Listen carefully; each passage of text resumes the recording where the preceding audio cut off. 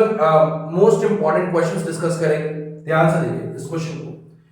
In the figure below triangle A B C is right angle at B, B C is equal to कितना दिया हुआ है 7 centimetre दिया हुआ है। उसके बाद क्या दिया हुआ है ए सी माइनस कुछ रिलेशन दिया है, ए सी माइनस ए बी का value 1 centimetre. Find the value of cos a plus sin a। चलो देखिए क्या कैसे करना है इसको। बी सी दिया हुआ है आपको 7 सेंटीमीटर, चलो ठीक है। क्या फिर दिया हुआ है ए सी माइनस ए बी का वैल्यू कितना दिया है 1 सेंटीमीटर। चलिए बहुत बढ़िया। क्या आप ए सी को ऐसे लिख सकते हैं कि इस माइनस ए बी को उस साइड लेके चले जाइए तो 1 प्लस ए बी हुआ कि नहीं? अरे बेटा हुआ कि नहीं? हाँ हुआ। उसके बाद देखिए ये यहां पे लिख लीजिए आप a प्लस ए बी, ठीक है। ए सी तुम्हारा है ना, ए सी ए 1 प्लस ए बी, ये तुम्हारा ए बी तो है। चलिए पहले ए बी निकालने की कोशिश करते हैं कि ए बी आएगा क्या। अगर ए बी मिल गया तो ए सी भी पता चल जाएगा। तो पहले आप कोशिश करें कि ए बी निकाल लें। कैसे निकलेगा? बाय यूजिंग पाइथागोरस,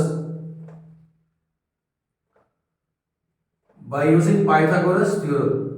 क्या होता है H square is equal to P square plus B square. H square means hypotenuse का स्क्वायर कितना है एसी का square is equal to P का स्क्वायर। व्हाट इज पी का स्क्वायर? परपेंडिकुलर का स्क्वायर, बेस का स्क्वायर, तो बीसी का होल स्क्वायर। अब एसी का स्क्वायर था कितना? 1 प्लस ए बी था, इसका आप स्क्वायर कर दीजिए। ए बी का तो वो तो सेम था। बीसी कितना दिया हुआ है 7, तो 7 का स्क्वायर। इसको जो है ना आप a प्लस बी के होल स्क्वायर में तोड़ देंगे आप इसको, ठीक है। कैसे? a का स्क्वायर प्लस b का square plus 2 into A into B, ठीक है। ये क्या हो जाएगा? तो सेम रहेगा ए बी का स्क्वायर 7 का स्क्वायर 49। चलिए ठीक है। क्या है A B square plus A B square cut जाएगा दोनों। चलिए ठीक है। यहाँ पे क्या बचे 1 का square 1, 2 into 1 into A B क्या हो जाएगा 2 ए बी हो जाएगा। यहाँ क्या हो जाएगा 49। समझ में आया? इस 1 को उधर लेके जाइए आप तो 2ab कितना हो जाएगा 49 माइनस 1 कितना होगा 48। तो ab का वैल्यू कितना हो जाएगा 48 डिवाइड बाई 2 नीचे जाएगा ना डिवाइड में, हाँ 2 इंटू कितने 24 बार में कट जाएगा। ab का वैल्यू कितना है 24, ab का वैल्यू कितना है 24 सेंटीमीटर। अगर ab मालूम चल गया आप एसी नहीं निकाल पाओगे। एसी कितना हो जाएगा? एसी कितना दिया 1 प्लस ए बी नहीं दिया हुआ, हाँ 1 प्लस ए बी कितना 24, 24 प्लस 1 इज 25, तो एसी कितना है 25 सेंटीमीटर। अब जो आपसे क्वेश्चन पूछा गया वो देखिए, find the value of cos a plus sin a। तो cos a plus sin a ये निकालना है आपको। एंगल कहां पे बन रहा? एंगल a पे बन रहा, ठीक है। cos a plus sin a बोला गया, बहुत बढ़िया। एंगल तुम्हारा a पे बन रहा है, बहुत बढ़िया। जहां पे एंगल बनता है वो तुम्हारा क्या होता है बेस होता है। तो ये उस हिसाब से अगर ये एंगल ये ले रहे हैं तो बेस कौन सा बनेगा? ये बनेगा। परपेंडिकुलर कौन सा बनेगा? ये बनेगा। हाइपोटेन्यूज क्या होगा? ये होगा। समझ पाए मेरी बात? चलिए ठीक है। cos a, what is cos? cos किस फॉर्म में होता है? b by h। sin किस फॉर्म में होता है? b by h। अब जो ये b है व्हाट इज बेस है? बेस तो ये होगा। बेस कितना है? ab कितना है आपका 24, h कितना है अभी आप निकाले ac 25 प्लस परपेंडिकुलर कितना है 7, h कितना है फिर 25, ये कितना हो जाएगा 31/25। क्या आपका आंसर ये आ रहा था? अगर आ रहा था तो बहुत अच्छी बात है। नेक्स्ट क्वेश्चन की तरफ चलते हैं हम लोग। नेक्स्ट क्वेश्चन नंबर 2 फिर से ट्रिग्नोमेट्री के ऊपर क्वेश्चंस है। क्वेश्चन को पढ़िए ध्यान से और देखिए समझ में आ रहा है कि नहीं। क्वेश्चन बोला क्या गया if 3x is equal to cosec theta and 3/x is equal to cot theta, find the value of 3 into whole क्या x square minus 1 by x square। करेंगे इसे ध्यान से देखिए। अगर आप 3x is equal to cosec theta लिख रहे हो यहाँ से जो क्वेश्चन दिया हुआ उसके हिसाब से x का वैल्यू कितना हो जाएगा cosec थीटा बाई क्या हो जाएगा 3 हो जाएगा। यहां से देखिए 3/x इज इक्वल टू क्या दिया है cot थीटा, ठीक है। अगर आप 1/x निकालोगे तो ये 3 तो ऊपर है, तो फिर जाएगा तो क्रॉस नीचे चला जाएगा, ये तो कितना हो जाएगा, cot थीटा बाई 3 हो जाएगा। जो दिया हुआ वैल्यू है वहां पे फाइंड द वैल्यू ऑफ क्या बोला गया है, 3 into x square minus 1/x²। 3 into x square देखिए आप ध्यान से, एक्स स्क्वायर क्या है यहाँ पे, cosec थीटा बाई 3 का होल स्क्वायर माइनस 1/x का स्क्वायर बोला, मतलब कितना हो जाएगा, cot थीटा बाई 3 का होल स्क्वायर। ठीक है, अब आप ध्यान से देखना है यहाँ पे, ठीक है, ये कितना हो जाएगा, cosec square theta divide by 9 हो जाएगा, माइनस ये क्या हो जाएगा, cot square theta divide by 9। LCM तो सेम है, कितना हो जाएगा ये, cosec square theta minus cot square theta divide by whole 9। आपको पता है cosec square theta minus cot square theta क्या होता है, 1 होता है, तो कितना हो जाएगा, इस पूरे की जगह क्या लिखेंगे आप, 1/3, 3 1 जा 3 3 जा, कितना आएगा आंसर, 1/3। अगर आपका भी आंसर 1/3 आया तो well and good. Let's move to the next question. Next question को ध्यान से पढ़िएगा, ये क्वेश्चन प्रोबेबिलिटी से है। In a family of 3 children, calculate the probability of having at least one boy. सबसे पहले आपको सैंपल स्पेस बनाना चाहिए। देखिए सैंपल स्पेस पहले बनाना चाहिए, उसके बाद ही आप क्वेश्चन को आगे बढ़ेंगे। सैंपल स्पेस बनाने के लिए कर्ली ब्रेसेस का इस्तेमाल करना होता है। इन ए फैमिली ऑफ 3 चिल्ड्रन, ठीक है, मान लेते हैं वो 3 चिल्ड्रन, हो सकता है कि तीनों का तीनों क्या हो जाए, बॉय हो जाए, तीनों का तीनों लड़का है, या तो 2 लड़का 1 लड़की है, या फिर 2 लड़की 1 लड़का है, या फिर तीनों के तीनों लड़की हो, ऐसा भी हो सकता है। Okay, calculate the probability of having at least one boy. Okay, तो एन ऑफ एस कितना हो जाएगा, 4 हो गया ना, 1 2 3 और 4। चलो ठीक, आपको क्या निकालना है, probability of at least one boy. N of E by क्या होता है, एन ऑफ एस होता है, कम से कम एक बॉय तो होना ही चाहिए, कम से कम। अब बताओ, एक बॉय, कम से कम एक बॉय होना ही चाहिए, यहां पर भी है, यहां पर भी है, यहां पर भी। कम से कम एक बॉय का मतलब क्या हुआ, एक तो होना ही चाहिए, एक से ज्यादा भी हो सकता है, समझे कि नहीं समझे। एटलीस्ट वन बॉय का मतलब ये हुआ एक तो बॉय कंपलसरी है, एक से ज्यादा हो सकता है। ओके, तो कितना हुआ, 3। एन ऑफ ई कितना हुआ, 3। एन ऑफ एस कितना था, 4। तो का आंसर क्या हो जाएगा, 3/4।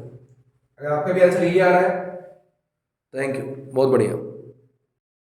चलिए अगले सवाल की तरफ चलते हैं। A number x is selected at random from the numbers 1 2 3 4. Okay, कोई भी नंबर 1 2 3 4 में से x हो सकता है। Another number y is selected at random from the numbers 1 4 9 16.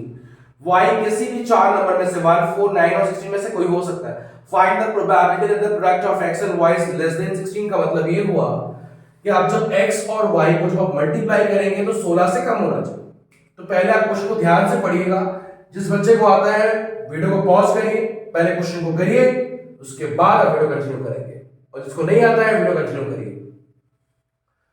x के लिए देखो कितना हो जाएगा, 1 2 3 और 4। देखो ये बताओ, इन चारों में से तो कोई भी हो सकता है, तो कितने नंबर ऑफ वेज हुए, 4 वेज हो गए इसके। 4 वेज, 1 2 3 4, भाई कोई भी तो हो सकता है ना। y 1 4 9 और 16, इसके भी कितने हुए वेज, 4 वेज हो गए, बहुत बढ़िया। अभी आपको बताना है कि टोटल नंबर ऑफ केसेस कितने हो जाएंगे, टोटल नंबर ऑफ केसेस कितने हो जाएंगे, यही तो टोटल नंबर ऑफ केसेस क्या होगा, एन ऑफ एस हो जाएगा। अरे 4 इंटू 4 कितना हो जाएगा टोटल नंबर ऑफ केसेस, तो एक्स इंटू वाई तो करेंगे, और क्या करेंगे, टोटल नंबर ऑफ केसेस की जब आप बात करते हो तो टोटल पूरा मिला के बात करेंगे ना हम। 4 इंटू 4 कितना हो जाएगा 16। ऐसे 16 कॉम्बिनेशंस बनेंगे। समझ में आया? आपको सवाल जो पूछा गया वो देखिए, probability of what, product of x and y is less than 16। आप जब x और y को जब मल्टीप्लाई करोगे तो 16 से कम होना चाहिए। तो p ऑफ, ये तो तुम्हारा p ऑफ e है, ये क्या हो जाएगा n of e by n of s। क्या आपको n ऑफ e पता है कि नहीं पता? चलो पहले निकालते पहले n ऑफ e। इवेंट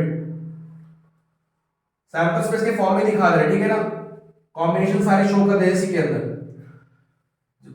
1 को पहले इन चारों से मल्टीप्लाई करके चेक करना है कि मल्टीप्लाई जब करोगे तो 16 से कम होनी चाहिए, ठीक है। जब 1 को 1 से मल्टीप्लाई करेंगे तो ये चलेगा, कॉम्बिनेशन 16 से कम है। 1 को 4 से करेंगे बिल्कुल चलेगा, उसके बाद 1 को 9 से करेंगे बिल्कुल चलेगा। क्या 1 को 16 से करेंगे चलेगा? बिल्कुल नहीं चलेगा। क्यों नहीं चलेगा? अरे 16 तो फिर लेस देन 16 बोला है, तो फिर कैसे ले लेंगे आप इक्वल टू 16? नहीं हो सकता ना। चलिए नेक्स्ट पढ़ेंगे आगे। 2 को फिर 1 से करेंगे आप, उसके बाद 2 को फिर 4 से करेंगे। क्या आप 2 को 9 से कर सकते हैं? क्या नहीं कर सकते? क्यों नहीं कर सकते? 9 2 जब 18 हो जाएगा, 18 तो 16 से ऊपर चला जाएगा, नहीं ले सकते आप। अब चलिए नेक्स्ट वाले के लिए, 3 को 1 से करेंगे, ये कॉम्बिनेशन बनेगा। उसके बाद 3 को फिर 4 से करेंगे आप, ठीक है। क्या आप 3 को 9 से कर सकते? नहीं कर सकते। क्यों नहीं कर सकते? 27 हो जाएगा, 16 से ऊपर चला जाएगा, फिर आप 16 से भी नहीं कर सकते। चलिए 4 के लिए कॉम्बिनेशन बनाते हैं। 4 के लिए 4 और 1 हो जाएगा, ब्रेसेस बंद कर दीजिए। क्यों ऐसा? 4 को 4 से करेंगे 16 चला जाएगा, आपको तो उससे ऊपर चला गया ना, इधर चेक नहीं करेंगे आप। तो कितने हो गए पूरा? 1 2 3 4 5 6 7 8, तो टोटल नंबर कितने हो गए? 8 हो गए। 8 divide by n of s कितना आया? 16। काटेंगे 8 1 जा 8 2 16। आपका आंसर हाफ होना आना चाहिए। अगर आपका आंसर हाफ आ गया, it's well and good. Let's move to the next question. आइए अगले सवाल की तरफ। Find the ratio in which the point P coordinates क्या 3/4, 5/12 divides the line segment joining the points A bracket में 1/2, 3/2 and B 2, -5। पहले क्वेश्चन को try कर लीजिएगा, ठीक है। मैं डिस्कस कर रहा हूं, यहां पे देखिए ध्यान से। कोई एक लाइन बना हुआ है, ए कोऑर्डिनेट दिया हुआ 1/2, 3/2। इस पॉइंट का नाम बी मान लीजिए आप, 2, -5। एक पॉइंट बी है, पी है यहां पे, और इसके कोऑर्डिनेट्स दिए हुए 3/4, 5/12। तो आपको बताना है कि किस रेशियो में डिवाइड किया। ये जो लाइन है ना, लाइन सेगमेंट किस रेशियो में डिवाइडेड है। अब ये नहीं कि आप सेंटर पे ले लिए तो आप बोले सर 1:1। कैसे पता भाई तुम्हें? 2:2 कैसे मालूम तुम्हें? सेंटर पे तुम्हें कैसे मालूम? नहीं मालूम ना। हाँ, तो आपको बताना पड़ेगा किस रेशियो में डिस्ट्रीब्यूटेड, वो आपको चेक करना होगा। आप पॉइंट कहीं भी ले सकते हो, ले लो, but we have to find out.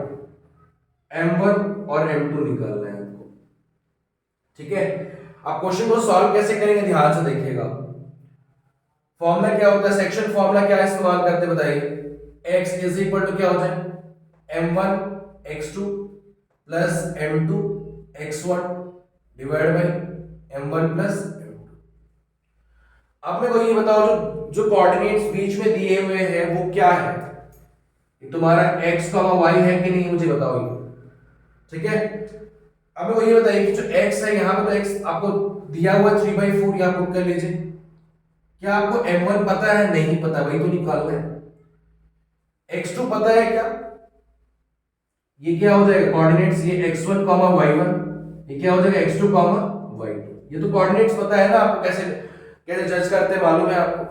x2 क्या हो जाएगा? यहाँ पे 2 हो जाएगा। m2 पता नहीं, x1 का क्या हाल है? 1/2 हो जाएगा। चलो ठीक है, divide by m1 plus m2। यहां तक करने के बाद आप क्रॉस मल्टीप्लाई कर लीजिए।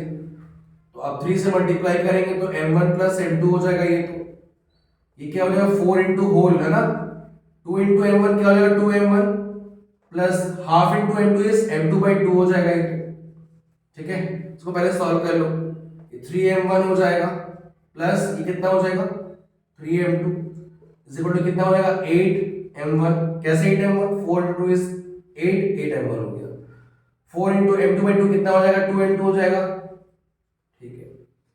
m1 को एक साइड करना और m2 को दूसरे साइड, तो कितना हो जाएगा बताना मुझे। यहां पे इस साइड m2 रहने दो, तो 3m2, इधर वाला लेके आइए तो -2m2 हुआ कि नहीं हुआ। यहाँ पे 8m1 था, आप इसको इधर लेके जाएंगे तो माइनस में हुआ कि नहीं हुआ मुझे बताइए। 3m2 -2m2 कितना हो जाएगा, m2 हो जाएगा सिर्फ, इज इक्वल टू कितना हो जाएगा 5m1। तो आपको निकालना है m1 by m2, तो m2 को इधर भेज दो, m1 by m2 कितना हो जाएगा 1/5। इसका साफ मतलब है किस रेशियो में डिस्ट्रीब्यूटेड था, 1:5 के रेशियो में डिस्ट्रीब्यूटेड था। ऐसा नहीं कि ये नहीं निकलेगा, y से भी, y कोऑर्डिनेट्स का भी इस्तेमाल करके निकालेंगे, वहां से भी निकल जाएगा। अगर आपको ये समझ में आ चुका है तो आप y के लिए मतलब y की तरफ से सॉल्व करिए और आप देखिए कि 1:5 आ रहा है कि नहीं आ रहा है। आना जरूरी है, और अगर आपका आ चुका है तो well and good, let's move to the next question. चलिए नेक्स्ट सवाल की तरफ। Find the ratio in which y axis divides the line segment joining the points, coordinates a के दिए हुए हैं, b के दिए हुए हैं। Also find the coordinates of the point of division.